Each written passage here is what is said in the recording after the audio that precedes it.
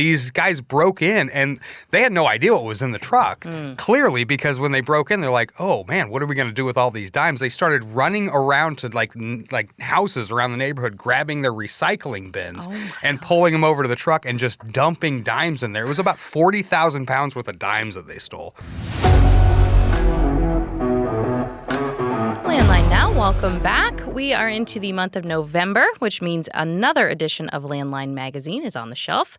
Senior editor Mark Schremer and staff writer Ryan Wachowski join me. Gentlemen, thank you for coming in. Yeah, thanks for having us. I am happy to be here. Mark, I want to start with you and talk about this issue's lead story called Nuclear Fallout. Yeah, so one thing that has gotten a lot of attention in recent years have been all of the nuclear verdicts in the trucking industry. And we're seeing with these crashes where these verdicts are coming in at $100 million, $200, $300 million.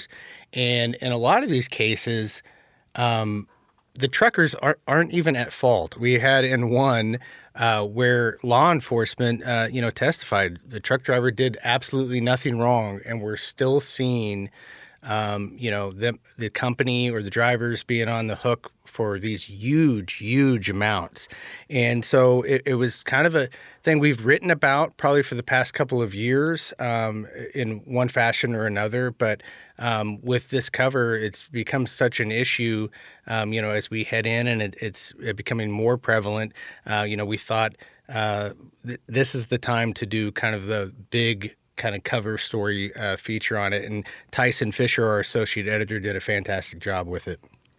Yeah, and I think one thing that Tyson's done a really good job of at least explaining is like kind of following those breadcrumbs too, because it's become a growing issue. And I think that, it's not really news to anybody that oftentimes when lawyers figure out that they can get a payday from something, they'll start to capitalize on it more and more. And I don't think that you can drive really anywhere across this country without seeing those billboards about truck accidents and things like that. I even saw Jungle Laws getting in on it now. So once you got the jungle guy in there, watch out. And that's what I was about to say too. When you go down the highway, this isn't, by accident or a coincidence that all of these billboards are out there. They're out there because they make a huge amount of money on it, and they know that when you have a lot of these cases where you get, survivors of the victims of these crashes, juries obviously can feel a lot of empathy toward them, and a lot of times these turn out even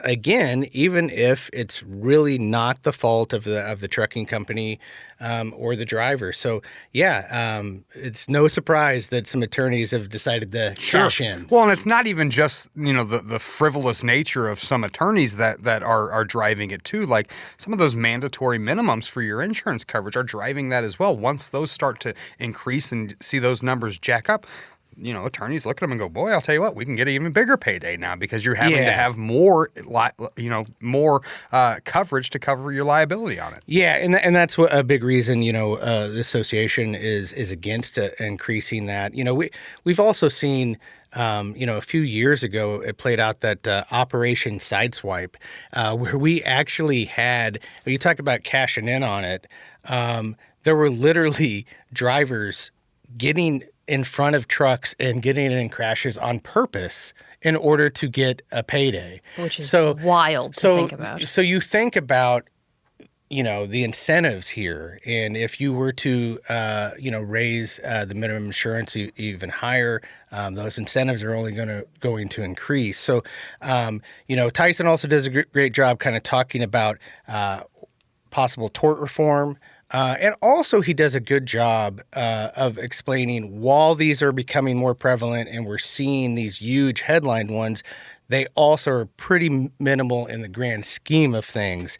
Most of the trucking crashes are not these $100, $200 million verdicts. But at the same time, there's enough out there that we need to have the discussion and figure out, what are avenues to kind of block this or fight back against it. And I think some level of tort reform is something that certainly needs to be discussed. Ryan, you wrote about an issue that happens year-round, but especially during the holidays. Talk to me about that. Yeah, it's cargo theft. And as we've talked about, at least I've been reporting on for at least 2 years now, record numbers of cargo theft just continue to occur. And as we approach the holiday season, obviously there's, closures at warehouses, distribution centers, things like that. Cargo gets parked for a couple of days and left unattended. And couple that with the fact that there's just simply more freight moving through the fourth quarter to accommodate for the busy holiday season. It's just a prime time for thieves to really strike. And when you look at some of these numbers, just going back to Overhaul's recent first half report, they showed a 49% increase over the first half of 2023 in the first half of 2024. Now, mind you, that's coming off of a record year that was set in 2023, which was a record year over 2022, a record year over 20. So over the past 5 years, you just continue to smash and surpass these records. Some of that has to do with the amount that's being stolen, the value of the cargo. Yeah. Inflation has just created those types of things. Also, the fact that it's no longer some of these smash and grabs, it's a lot of full truckload pilferages. They'll take the whole truck and trailer. Sometimes they'll just make off with both. So then you have to factor that into the total loss as well. But again, there really is no end in sight for this. And, I spoke to Danny Ramone, who's the head of intelligence response at Overhaul, and he's told me, quote, it's going to get worse before it gets better. And so did a write-up on some of the things you can do to protect yourself against cargo theft over the holiday season. But one of the things that's been really big, and this is going to CargoNet, who recently put out their third quarter report, they showed a 14% increase in the third quarter. And the biggest driver of that was organized crime rings.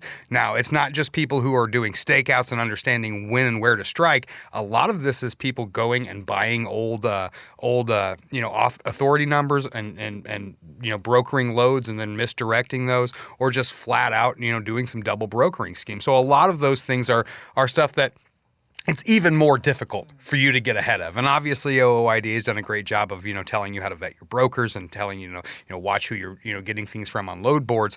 But at some point, like, these guys are getting so intelligent with the way that they're ripping you off. It's no longer just, I'm going to cut a lock on a trailer and steal a couple pallets. It's, I'm going to figure out a way to get you to drive me that load straight to my door, and then you're not going to get paid, and I'm going to steal that and rip you off on it. And so there's obviously some stuff that's being done to deal with it at a legislative level as well. In June, the Safeguarding the Supply Chain Act was introduced in California. We actually have on Landline Media, there was an interview with the representative who introduced the bill.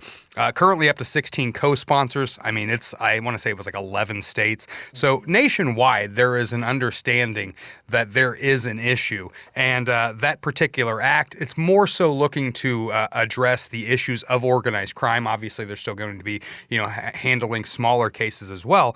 But it's really to address the organized crime that's going on, increase the communication between federal and state agencies so that way they can say, hey, here's what we're seeing here. If you're seeing it over there, maybe we can connect some of these dots and try to end some of this. So, but yeah, I mean, holiday times is a big time for that, and it's just always a good way for us to put out a reminder. Yeah, and it's obviously a nationwide problem, but one of the things that always kind of hits me is how prevalent it seems to be in Philadelphia. It seems like every month we got a new one where, whether it's a pallet of Red Bull or steaks, or I think pretty much everything on the buffet has been on there and stolen in Philadelphia at one point. You're right, and it would make a hell of a spread. And It's interesting, too, because over this last month, Overhaul sent out a report from September, and Kansas City was actually in like the top 5. Okay. And I don't believe, at least in the 2.5 years I've been covering cargo theft, I don't think I've ever seen Kansas City in there. And obviously it's a big hub, centralized and a lot of freight moves through here, but I don't recall seeing that on there. So now you're starting to see some of those cities.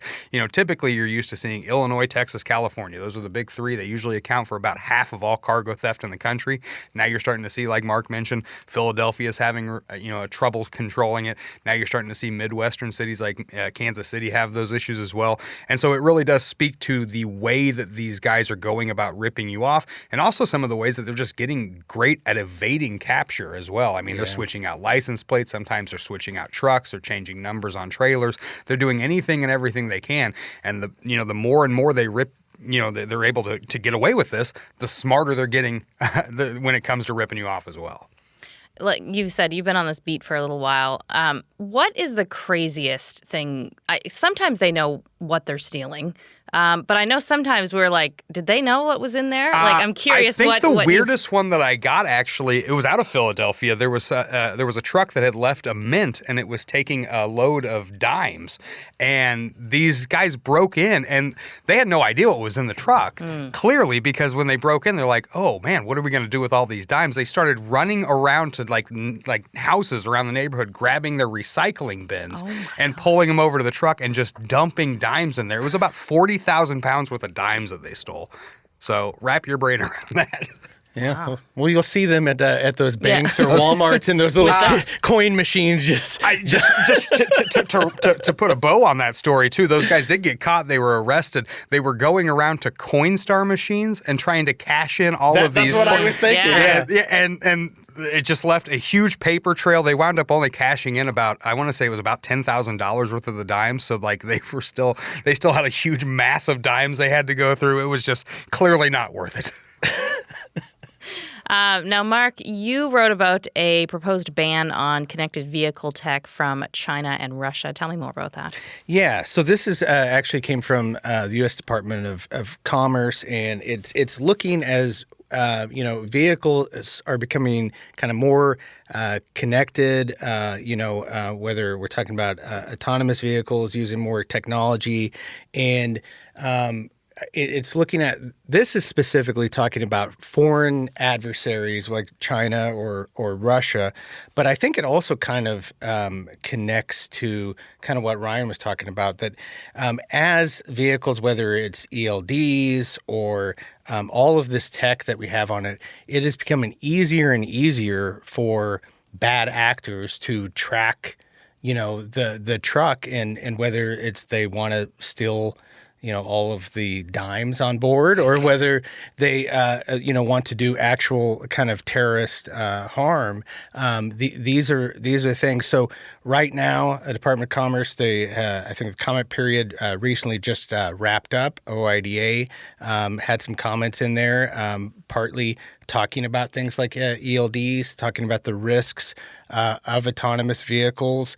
And so it'll be interesting to see how that plays out. I think there's definitely reason to look at this proposal and to have a lot of these things prohibited, make sure that there's a real framework out there of, okay, if we're going to be doing this and these vehicles are going to have all of this tech on it and we want this communication, what's a way to guard against theft, guard against, a driver's personal information, guard against any sort of terrorist activity. So it's really important, and I think a lot of times we look at this and we talk about it in the large thing of like what's China going to do or whatever, but we also have to realize there can be enemies inside the nation too that are just wanting to steal all the Red Bull you have available in the trailer. So.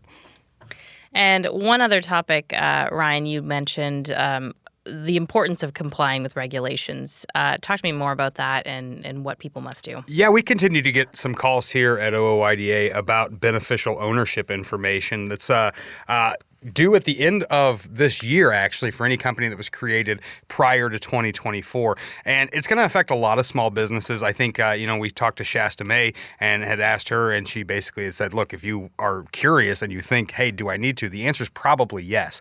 It seems a little backwards because the intention of this was to essentially make it harder for bad actors to benefit from shell companies. So you have to report who the benefiting owners of a company are. However, really big companies, they don't have to report that. So it's the small companies that they're trying to really pin down and make sure that they are valid companies. It's something you can do easily online. Again, if you were established before 2024, you have till January 1st to get that done. Information that you're going to have easily available to you as well. We talked to Barry Fowler. He said, look, you're going to have people telling you, I can file this for you for X amount of dollars. Don't waste your time. Don't waste your money. You can do this yourself. Go online. It's BOE eFiling .fincen.com. So it's boefiling.fincen.gov. You go online, you get that done. And you're going to want to get it done before January 1st because there is fines and penalties that you could be facing up to $500 per day that you don't get this thing registered. So make sure you get it done and comply with that because it is something that's going to be coming up sooner rather than later. All right, gentlemen, thank you very much. Yeah, thank you. It was our pleasure. Our thanks to Ryan Wachowski and Mark Schremer of Landline Magazine. You can check out landline.media for the latest in the trucking industry. And if you have a news tip for us, you can contact us through our website or call 816-229-5791.